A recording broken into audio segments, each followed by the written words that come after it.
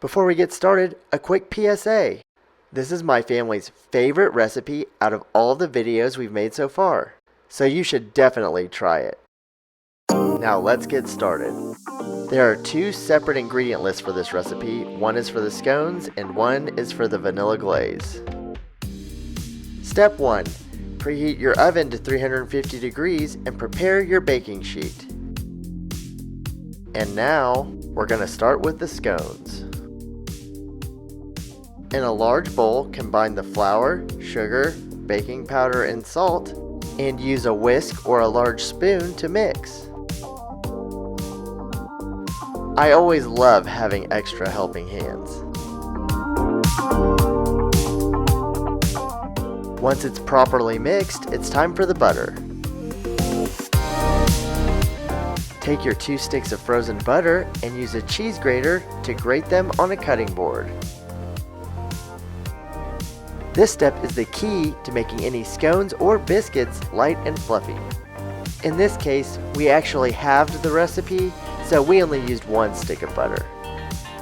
And the grated butter looks great. Next, add the grated butter into the bowl with the dry ingredients and incorporate with a pastry cutter or gloved hands. There should be no large clumps of butter left.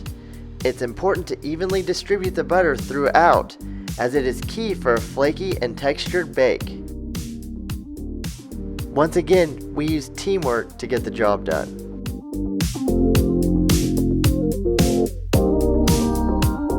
And now we're ready for step 5. In a small bowl, combine the whole milk, almond extract, and vanilla extract.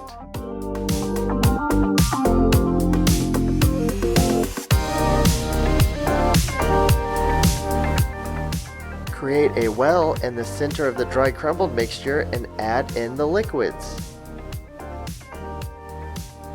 It should look something like this. Using a spatula, mix the dough by folding the dry ingredients into the liquid well. And now it's time for the fun part, the sprinkles. If you're making the scones for a special holiday or occasion, feel free to mix up the colors. In this case, we were happy to let our kids make the decision. Once you finish folding in the sprinkles, it's time for the next step. Turn out the dough onto a floured countertop and knead the dough until no flour is left visible.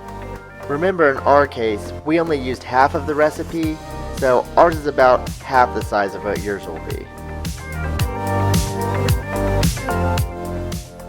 Next, flatten the dough into a 1-inch thick disc and cut into 8 triangles. Transfer the wedges onto the baking sheet and brush the tops with milk and sprinkle sugar on top.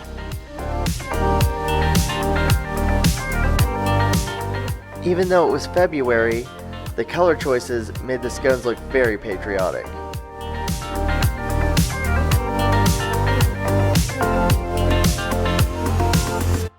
They're looking great. Next, place the scones in the oven and bake for 30 minutes at 350 degrees. While the scones are baking, let's make the glaze. This glaze is a great way to give the scones a sweet vanilla flavor. Carefully slice your vanilla bean vertically and scrape out the delicious vanilla bean caviar. Add it to a small bowl along with powdered sugar and whole milk.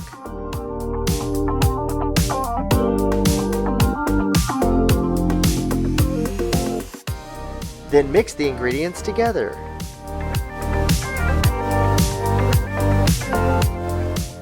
Not only did the glaze look great, it also smells great too.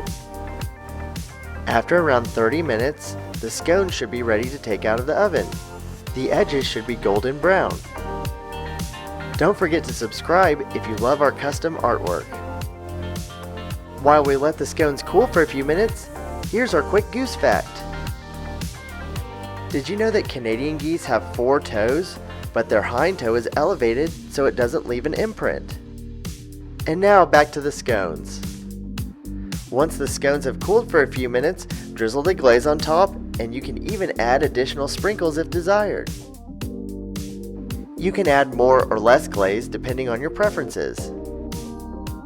By this time, the scones smelled amazing. As I said in the beginning, this scone recipe has been our family favorite so far. It took a bit longer to make, but these scones were the perfect texture, both light and fluffy. I know that we'll be making this recipe again very soon. These scones are a great breakfast option, but we also have a fun muffin recipe for you blueberry lovers. See you there!